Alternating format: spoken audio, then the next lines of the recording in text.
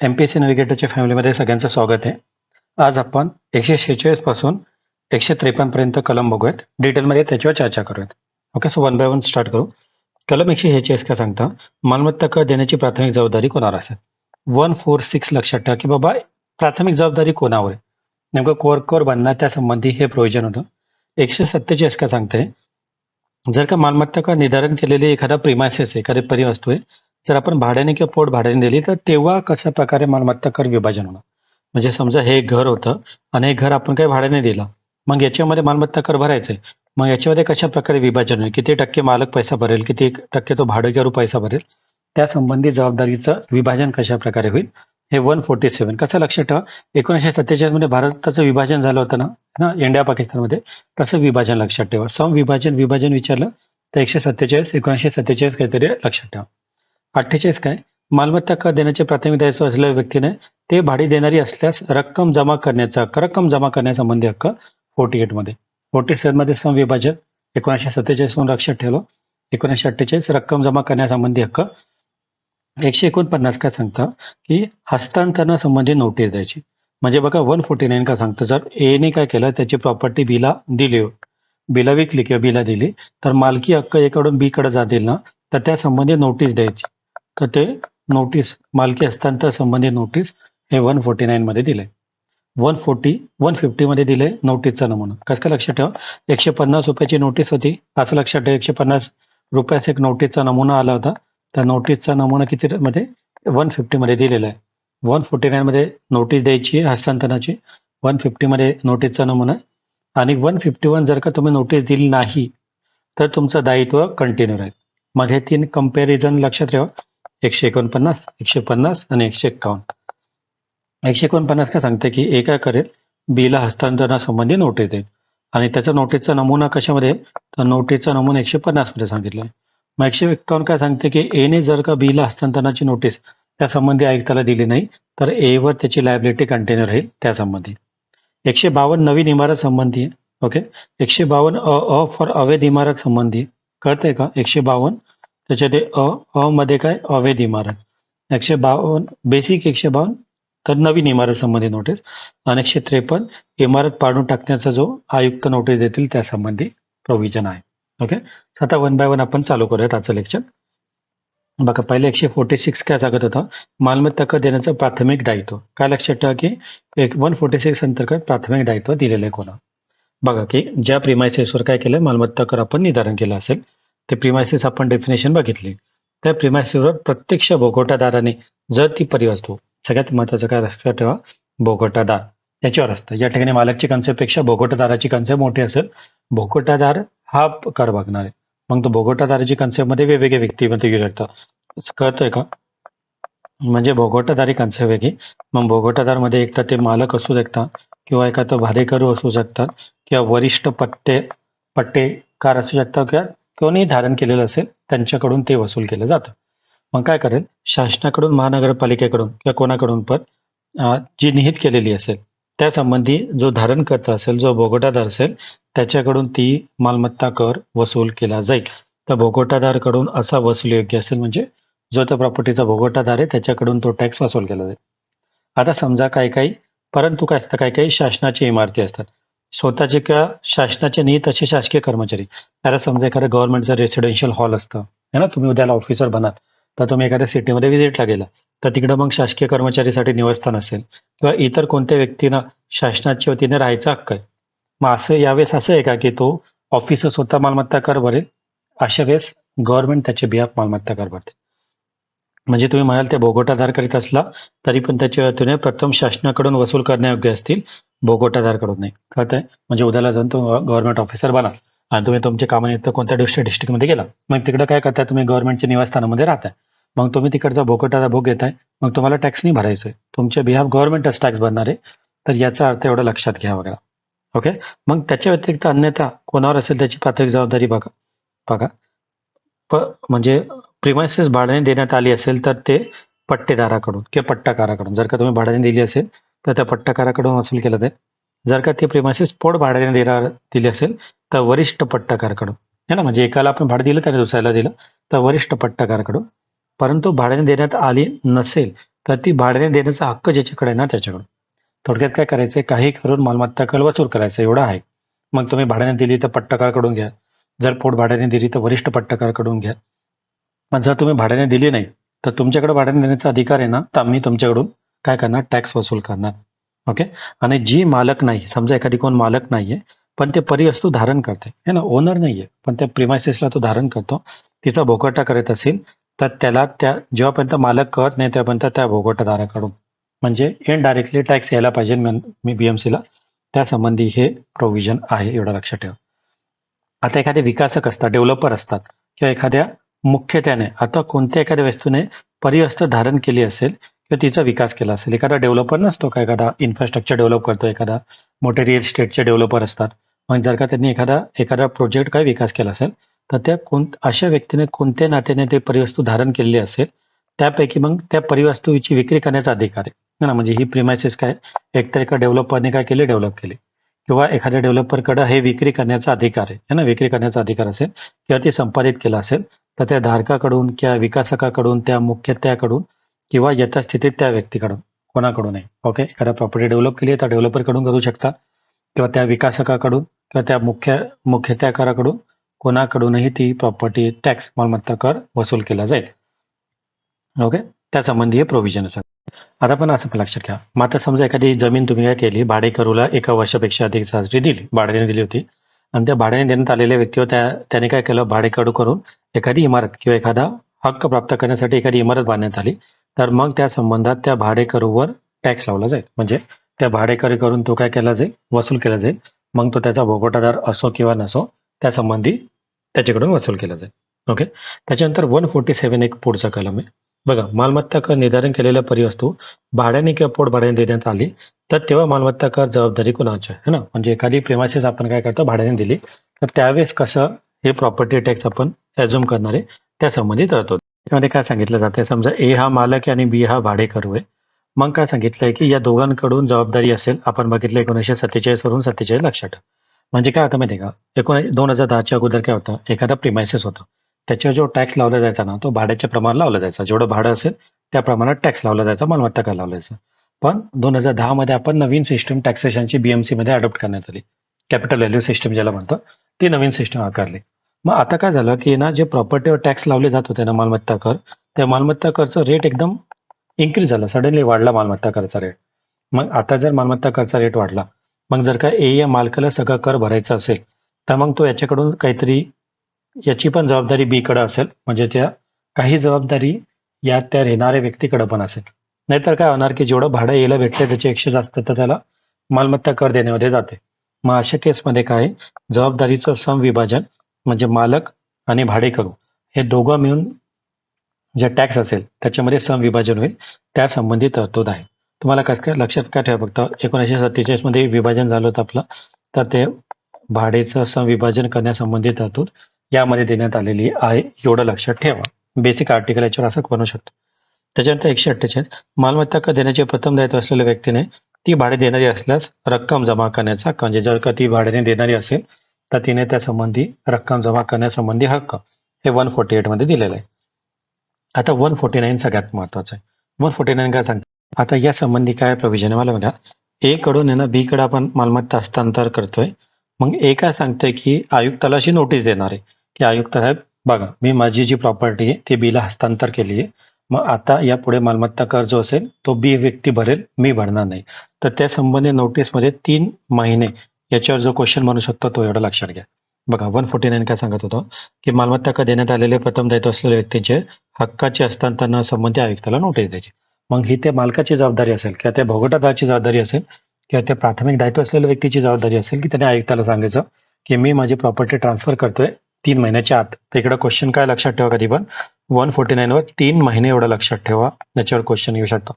बघा, जेव्हा कोणत्याही परिवस्तूबद्दल मालमत्ता कर देण्याचे प्रथम दायित्व असलेल्या व्यक्तीने त्याच्या हक्काचे हस्तांतर केले पाहिजे ना. म्हणजे एखाद्या ज्याच्यावर प्राथमिक जबाबदारी होती मालमत्ता कर भरण्याची, त्याने काय केलं, हक्काचं हस्तांतर केलं.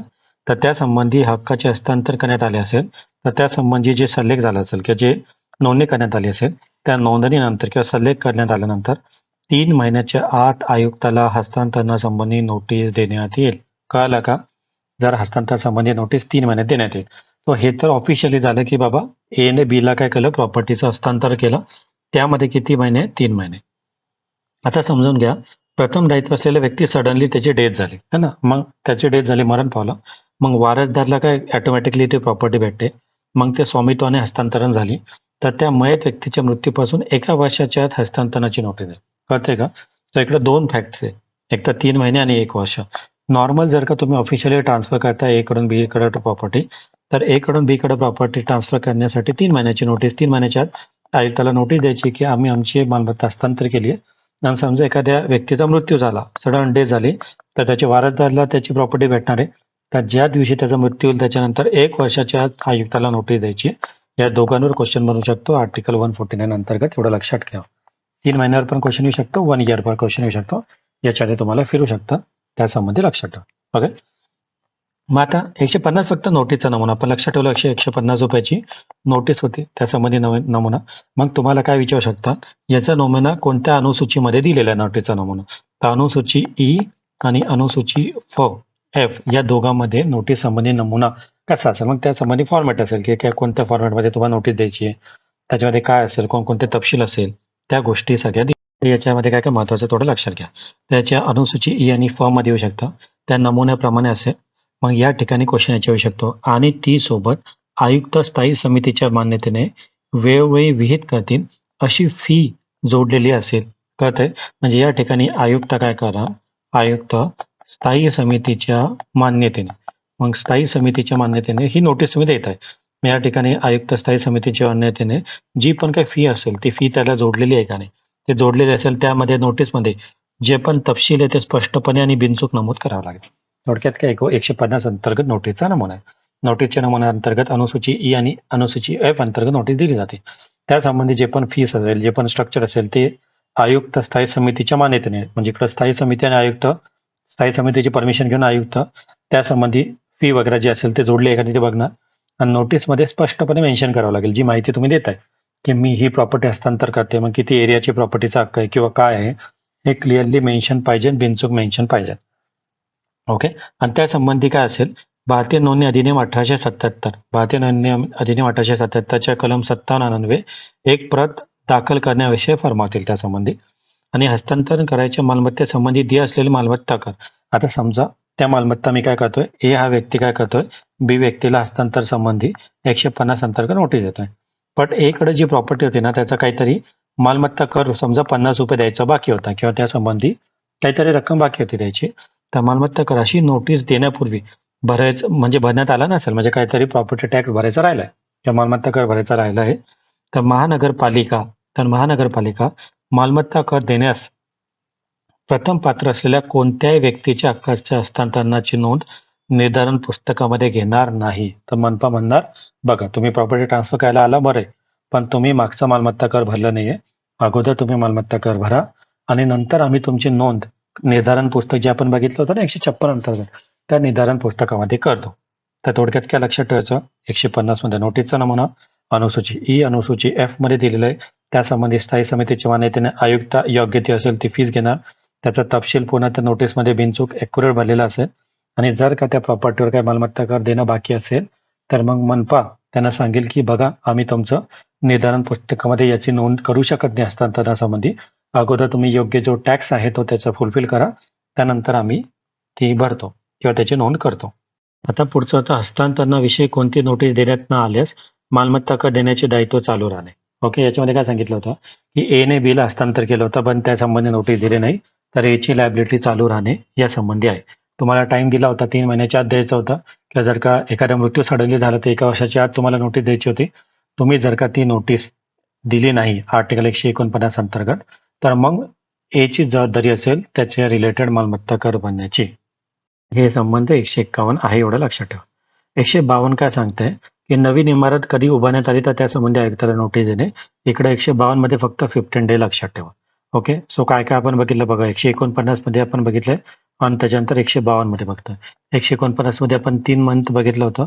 3 मंथ हस्तांतरणासंबंधी नोटीस द्यायची होती, आणि जर सडन डेथ झाली तर 1 वर्ष होता. 1 वर्षाच्या आत हस्तांतर संबंधी नोटीस आयुक्ताला द्यायची होती. आणि 152 मध्ये 15 डे बघतो बघा. नवीन नवीन असतं तर नवीन काही बांधलं तर 15 नव्याचे 9 दिवस म्हणतो ना, तर नव्याचे 15 दिवस काहीतरी लक्षात ठेवा. म्हणजे नवीन नवीन काहीतरी इमारत बांधली होती, मग नवीन इमारत बांधली किंवा इमारतीमध्ये काही रिफॉर्म केलं तुम्ही, तर त्या संबंधी आयुक्ताला नोटीस द्यावी लागेल की अशी अशी प्रेमायसेस आहे, या ठिकाणी नवीन इमारत बांधण्यात आली आणि त्यासंबंधी नोटीस आयुक्ताला देण्यात येईल. तर 15 दिवसाच्या कालावधी लक्षात ठेवा. इकडं 15 डे वर क्वेश्चन येऊ शकतो, ज्याच्यावर तुम्हाला फिरवलं जाऊ शकतं. की समजा कोणती नवीन इमारत उभारण्यात आली किंवा इमारतमध्ये पुन्हा बांधण्यात येईल किंवा त्याच्यामध्ये प्रविर्धित करण्यात आले, तर किंवा भोगोटा करण्यात येईल अथवा पुन्हा भोगोटा करण्यात येईल, तर संपूर्ण इमारतीच्या किंवा त्याच्या भागाच्या वापरकर्त्यामध्ये बदल करण्यात येईल, त्या त्या इमारतीवर निर्धारण करण्यात आलेल्या मालमत्ता कर देण्याचे प्रथम दायित्व असलेल्या व्यक्तीला 15 दिवसाच्या आत आयुक्ताला लेखी नोटीस द्यावी लागेल. तिकडं 15 डे सगळ्यात महत्वाचं आहे. 15 डेच्या आत तुम्हाला लेखी स्वरूपाची नोटीस आयुक्ताला द्यावी लागेल. परंतु 15 दिवसाचा कालावधी हा नव्याने उभारण्यात आलेली किंवा पुन्हा बांधण्यात आलेली इमारती यथास्थितीत पुरी होणे, म्हणजे बाबा तुम्ही जी इमारत बांधताय ती पुरी होणे किंवा तिचा भोगोटा करणे किंवा जेव्हापासून तुम्ही तिकडे स्टेबल होता तेव्हापासून गोष्ट प्रथम घडेल त्या तारखेपासून, म्हणजे ती इमारत केव्हा बनली किंवा तिचा भोगोटा केव्हापासून चालू झाला त्यापैकी जी प्रथम घडेल तेव्हापासून 15 दिवसाचा कालावधी मोजला जाईल. महत्वाचं लक्षात ठेवा, तुम्हाला इकडे 15 डे लक्षात ठेवायचे. 149 मध्ये 3 महिने आणि 1 वर्ष लक्षात ठेवायचे आणि 152 मध्ये 15 डे लक्षात ठेवायचे. नव्याचे 15 दिवस लक्षात ठेवा. नवीनचे नवीन दिवस किंवा नव्याचे 15 दिवस. आणि शेवटचा कलम 152 अ अंतर्गत काय दिलेलं आहे, अवैध इमारतीला शास्ती. आपण बघितलं होतं 152 अ अ फॉर अवैध इमारत आहे, त्यासंबंधी प्रोव्हिजन आहे. आता नेमकी अवैध इमारत काय असते एवढं समजून घ्या. पहिले ते एकदा लक्षात घ्या. बघा, या अधिनियमांतर्गत काय सांगितलंय, हे कोणत्याही कायद्यान्वये परवानगी न घेता, एकदा तुम्ही परमिशन नाही घेतली आणि एक जमीन होती, परमिशन न घेता काय केलं, तुम्ही एखादी इमारत बांधली, म्हणजे ती अवैध इमारत झाली. किंवा परवानगी सोबत असलेल्या कोणत्याही शर्तीचे उल्लंघन करून जमिनीवर इमारत बांधली. तर समजा तुम्हाला परवानगी दिली होती 2 मजली इमारत बांधण्याची आणि तुम्ही समजा 5 मजली इमारत बांधली, मग ती पण अवैध इमारत झाली. मग एकतर परवानगी न घेताच इमारत बांधायची किंवा जेवढी परवानगी होती त्या शर्तीचं उल्लंघन करून एखादी इमारत बांधली, त्याला अवैध इमारत म्हणतात. किंवा प्रादेशिक नियोजन आणि नगर रचनेशी संबंधित जो कायदा आहे, त्या कायद्याने मान्यता न घेता, म्हणजे त्या कायद्याची मान्यता न घेता त्या मालकीमध्ये किंवा जागेवर काही पण तुम्ही केलं, समजतंय, म्हणजे त्याला आपण अवैध म्हणतो. किंवा लक्षात घ्या की या अधिनियमांतर्गत, म्हणजे या अधिनियमाखाली तरतूद असलेल्या कोणताही नियम आणि उपविधी किंवा जे अधिनियम असेल किंवा जे नियम असेल, त्या वैधरित्या दिलेल्या कोणत्याही निर्देश किंवा त्याचा भंग केला असेल, म्हणजे काहीतरी नियम काहीतरी सांगतो किंवा काहीतरी ऍक्ट कोणतं तरी सांगतं नगर रचनेसंबंधी किंवा एखादा बिल्डिंग बनवण्यासंबंधी, ते नियम जे ते नियमला तुम्ही फॉलो नाही केलं आणि मनाप्रमाणे काहीतरी वेगळा प्रकार केला, तर या संबंधी जर का ते असेल, तर ही अवैध इमारत समजली जाणार आणि त्याच्यावर दुप्पट एवढं तुम्हाला पेनल्टी लावलं जाणार. म्हणजे जर का मालमत्ता कर नॉर्मल ती इमारत असते, मालमत्ता कर जर ₹100 असता, तर तुम्ही अवैध बांधली आहे, तर तुम्हाला 2 पट दुप्पट कर भरावा लागेल. या ठिकाणी क्वेश्चन कशावर येऊ शकतो, दुप्पट कर भरावा लागेल. म्हणजे अवैध इमारतीवर पण कर बसवला जातो एवढं लक्षात घ्या. असं नाही की एखादी इमारत अवैध आहे म्हणून त्याच्यावर कर बसवला नाही जाणार आहे. जेव्हापर्यंत ती अवैध इमारत आहे तेव्हापर्यंत त्याच्यावर कर बसवला जाईल. कोणत्याही इमारतीच्या किंवा इमारतीच्या भागामध्ये अवैध बांधकाम करीत असेल किंवा पूर्वबांधणी करण्यात असेल, तर अवैध बांधकामाच्या किंवा त्याविरुद्ध दाखल करण्यात येईल अशा कोणत्याही कारवाईला बाधा न आणता, म्हणजे असं नाही की त्या कारवाईला बाधा आणता, बांधकाम जोपर्यंत अवैध बांधकाम म्हणून राहील तोपर्यंत दरवर्षी अशा इमारतीवर बसण्यायोग्य जो कर असेल त्याच्या दुप्पट कर त्यांना भरावा लागेल. ओके, म्हणजे जेवढा काही टॅक्स आहे त्याच्या दुप्पट कर त्या संबंधी भरावा लागेल. आणि याचा अर्थ असा नाही होत की तुम्ही समजा एखादी अवैध इमारत आहे आणि अवैध इमारत संबंधी तुम्ही टॅक्स भरताय, तर याचा अर्थ असा नाही होत की ती इमारत वैध झाली. कळतंय का? ते अतिक्रमणाचे, ते इलिगल बांधलेली इमारत आहे, किती पण वर्ष तुम्हाला त्याच्या संबंधी टॅक्स भरावा लागला तरी पण ती अवैध असेल, तर त्या संबंधी सगळ्याचे सगळं प्रोव्हिजन 152 ए अंतर्गत दिलं आहे. तुम्हाला इकडे काय लक्षात ठेवायचं आहे की 2 पट एवढा रक्कम भरावा लागेल. जेवढा मालमत्ता कर भरावा लागतो त्याच्या 2 पट रक्कम त्या अंतर्गत भरावं लागेल. ओके. आणि 153 सांगतं की इमारत पाडून टाकण्यासंबंधी किंवा काढून टाकण्याची नोटीस आयुक्ताला देणे, या संबंधी हे प्रोव्हिजन आहे. त्या अंतर्गत काय सांगितलंय, समजा या ठिकाणी एखादी इमारत होती, राईट आहे, आणि ही इमारत पडली किंवा पाडून टाकण्यात आली, तर मालमत्ता करात पात्र असलेली एखादी कोणती इमारत होती, याच्यावर पहिले मालमत्ता कर लावला जात होता, या मालमत्ता देण्यासाठी पात्र इमारत होती, किंवा ती कोणती इमारत किंवा त्याचा कोणताही भाग आयुक्ताच्या आदेशाने किंवा त्या व्यतिरिक्त अथवा पाडून किंवा काढून टाकण्यात आलं, ते ही इमारत पाडण्यात आली. समजा ही पुण्याची पूर्ण इमारत डिमॉलिश करण्यात आली, तर मग त्या संबंधी आयुक्ताला ते नोटीस देतील की बघा आता या ठिकाणी ही इमारत नाहीये, तर या इमारतीसंबंधी यापुढे मी टॅक्स भरणार नाही. तर अटी नोटीस देईपर्यंत म्हणजे त्यांना नोटीस आठवणे द्यावी लागेल की या ठिकाणी आतापर्यंत मी टॅक्स भरत होतो कारण की या ठिकाणी इमारत होती. आता कलम 153 अंतर्गत इमारत पाडण्यात आलेली आहे आणि यापुढे आयुक्ताला या अंतर्गत नोटीस आहे की पाडलेली इमारतीसंबंधी माझ्यावर कोणत्याही प्रकारची टॅक्सची जबाबदारी असणार नाही. आता जर का त्यांनी अशी नोटीस दिली नाही, बघा अशी नोटीस देण्यात येईपर्यंत म्हणजे जेव्हापर्यंत तुम्ही अशी नोटीस देत नाही की ती इमारत पाडण्यात आली आणि यापुढे माझ्यावर त्याच्यावर टॅक्स लावण्यात येऊ नये, तर अशी नोटीस देण्यात येईपर्यंत उक्त इमारत किंवा त्या इमारतीचा कोणताही भाग काढून टाकण्यात आला नसता. म्हणजे असं इमॅजिन करणार की ती पाडलीच नाही, तर तेव्हा जो मालमत्ता कर त्याच्यावर द्यायचा होता तेवढं दायित्व चालू राहणार. कळतंय का? म्हणजे इकडे एक बिल्डिंग होती ती आपण पाडली, पण आपण काय केलं, आयुक्ताला नोटीस दिली नाही त्या व्यक्तीने. मग नोटीस दिली नाही तर भलेही तिकडे बिल्डिंग नाहीये, पण आम्ही असं कन्सिडर करणार की तिकडे बिल्डिंग आहे आणि जेवढा तो प्रपोर्शनल टॅक्स होता तेवढा वसूल केला जाणार. म्हणून जबाबदारी त्या व्यक्तीची असते की त्याने स्वतःहून नोटीस द्यायची आहे त्यांना की पाडलेले आहे. परंतु या कलमामध्ये समजा एखाद्या इमारतीचा भाग स्वतःहून पडला असेल किंवा एखाद्या इमारतीचा एखादा भाग जाऊन गेला असेल, तर त्या बाबतीत लागू होणार नाही, म्हणजे त्या बाबतीत टॅक्स लावला जाणार नाही. तर थोडक्यात तेवढं लक्षात घ्या, 153 अंतर्गत स्वतः जबाबदारी आहे त्या व्यक्तीची की त्याने आयुक्तांना नोटीस द्यायची की ही इमारत पाडण्यात आली आणि यापुढे माझं दायित्व राहणार नाही. ओके, तर एवढे कलम एकदा रिवाइज करून घेऊ. बघा 146 अंतर्गत प्राथमिक दायित्व कोणावर असेल. आपण बघितलं भोगोटादार जे असेल, मग भोगोटादार मालक असू शकतो किंवा भाडेकरू असू शकतो, वरिष्ठ पत्रकार असू शकतो किंवा कोणीही जो धारण करतोय त्या संबंधी असू शकतो. त्याचे दायित्व असेल मालमत्ता कर भरण्याचा. 147 समविभाजन आपण बघितलं होतं. 1947 मध्ये भारताचं विभाजन झालं, मग या ठिकाणी मालमत्ता कर देण्यासंबंधी दायित्वाचं विभाजन आहे. त्याच्यानंतर 148 मालमत्ता कर रक्कम जमा करण्याच्या हक्क संबंधी. 149 काय सांगते, हस्तांतरणासंबंधी नोटीस द्यायची. ए कडून बी कडे हस्तांतर होत आहे त्या संबंधी नोटीस द्यायची. मग त्यामध्ये आपण बघितलं 3 महिन्यासंबंधी नोटीस बघितलं आणि 1 वर्षासंबंधी. जर का आपण हस्तांतर केलं तर 3 महिन्याच्या आत नोटीस द्यायची आणि जर का सडन डेथ झाली कोणाची तर ज्या वारसदारांना ती प्रॉपर्टी भेटली त्यांनी 1 वर्षाच्या आत ती नोटीस द्यायची. नोटीसचा नमुना 150 रुपयामध्ये नोटीसचा नमुना आपण लक्षात ठेवला होता. 151 जर का हस्तांतर संबंधी तुम्ही ए कडून बी कडे नोटीस दिली नाही तर ए वर ती जबाबदारी कंटिन्यू राहील मालमत्ता कर भरण्याची. त्याच्यानंतर 52 नवीन इमारत, नव्याचे 15 दिवस आपण लक्षात ठेवलं. नव्याचे 9 दिवस असते, इकडे नव्याचे 15 दिवस, की 15 दिवसाच्या आत आयुक्ताला नोटीस द्यायची की या ठिकाणी नवीन इमारत बांधण्यात आली आहे किंवा जे पण असेल त्याच्यामध्ये काही चेंजेस करण्यात आले. त्याच्यानंतर 152 अवैध इमारत असेल. अवैध इमारत जर बांधली असेल तर जेव्हापर्यंत अवैध इमारत असेल त्याच्या 2 पण टॅक्स तुम्हाला भरावा लागेल. एवढं लक्षात ठेवा. अवैध इमारत म्हणजे कोणती पण इमारत जे परमिशन शिवाय बांधलेली आहे किंवा परमिशन जेवढी भेटली होती त्याच्यामध्ये काही चेंजेस करून मनाप्रमाणे काहीतरी बांधली आहे किंवा नगर रचना कायद्याला अनुसरून बांधलेली त्यासंबंधी. आणि 153 इमारत पाडून टाकण्यात आली तर त्यासंबंधी पण आयुक्ताला नोटीस द्यायची की या ठिकाणी इमारत पाडलेली आहे आणि यापुढे माझी त्यासंबंधी दायित्व असणार नाही. सो एवढे कलम आपण सगळे बघितले. या संबंधित PDF आपल्या टेलिग्राम चॅनलवर तुम्हाला अवेलेबल होईल. आय थिंक तरी तुम्ही सगळं चांगला अभ्यास करताय, मल्टिपल रिव्हिजन करताय. या कायद्यामध्ये खूप सारे कलम आहे, खूप सारे फॅक्ट्स आहे. नंतर मी पुढच्या लेक्चरमध्ये काय करतो, एकदा हे जे फॅक्ट्स आहे 3 महिने, 6 महिने, 1 वर्ष, 2 महिने या संबंधी एक लेक्चर घेऊन येतो. तुम्हाला जर इंटरेस्टेड असेल तर मला सांगा, मग मी एका ठिकाणी सगळं आपण कंपाईल करू. कुठं 3 महिन्यासंबंधी तरतूद आहे, कुठं 6 महिन्यासंबंधी तरतूद आहे, कुठं 1 वर्षाची तरतूद आहे. जे एका ठिकाणी आपण लिहून घेऊ तर तुम्हाला एक्झाममध्ये ते रिकॉल करायला सोपं जाईल. तर तुमची इच्छा असेल या संबंधी लेक्चर घ्यायचं तर मला कमेंट बॉक्समध्ये सांगा, आपण मग मी त्या हिशोबाने पण एक लेक्चर बनवतो. आणि छान अभ्यास करा सगळ्यांनी, मल्टिपल रिव्हिजन करा. कायदा नक्कीच पाठ तुम्हाला होईल.